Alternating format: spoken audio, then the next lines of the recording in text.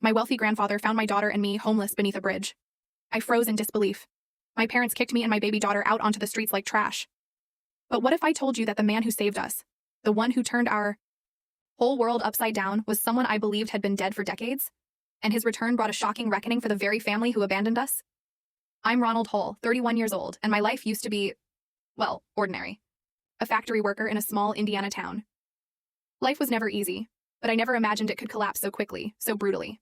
Just months ago, I had a home, modest but mine.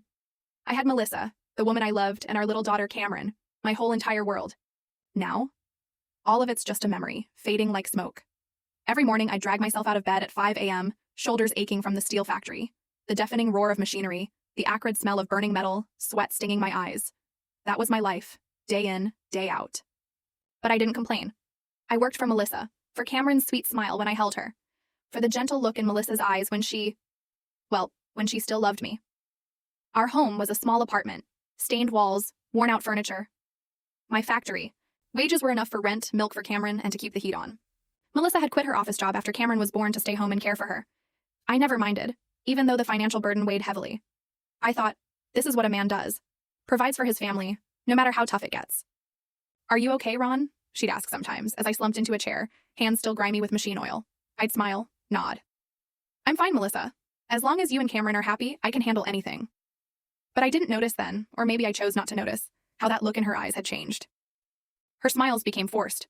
Our conversations grew shorter. Some nights, I'd come home late, finding her sitting alone, glued to her phone, fingers scrolling furiously, like she was trying to hide something.